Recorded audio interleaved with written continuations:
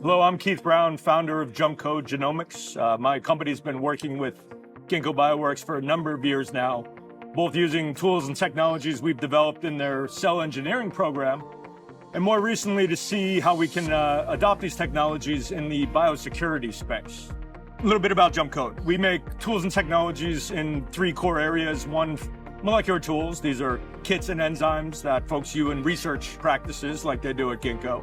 That has quickly turned into high-level molecular diagnostics, which I'll talk about a little bit more, and even some fundamental intellectual property around molecular therapeutics.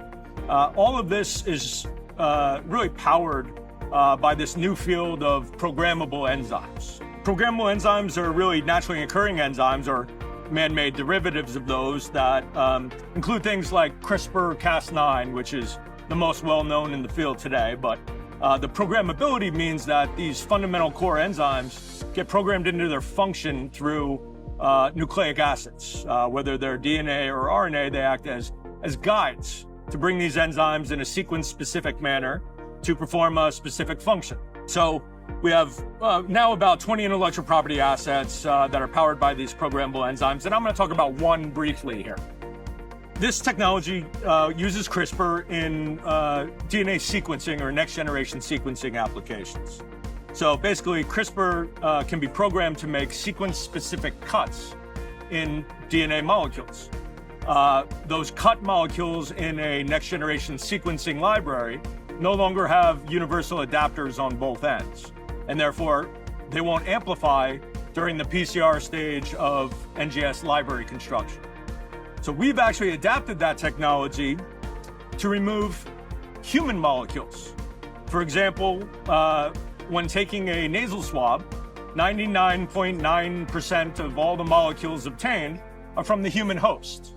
By using over 1.2 million programmable enzymes guided by guide RNAs targeting abundant human host molecules, we actually remove those molecules and have built what is called an agnostic diagnostic, meaning it's a single sequencing test for any viral, fungal, or bacterial pathogen without ever having to know what you're looking for.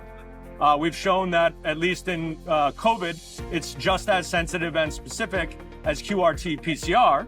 And in further studies with collaborators at places like UCLA, this same technology can be used to increase the sensitivity for things like variant tracking.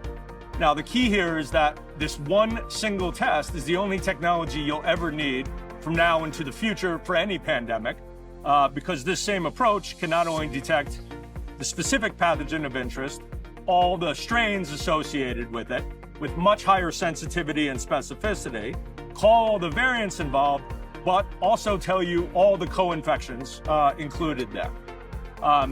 We plan on taking this steps further, looking at mosquitoes, ticks, pig farms, etc., really trying to get ahead of anything that has the potential to jump to humans, and just get really good at building one technology capable of detecting every single pathogen.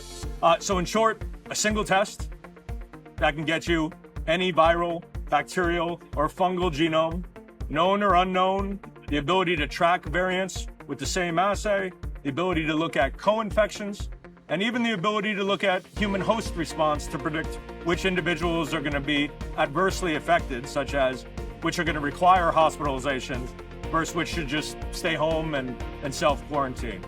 So while we build the picks and shovels, it's the information that people are looking to mine, and our partnership with Ginkgo's biosecurity has a global reach where we hope to implement these technologies in routine use around the world.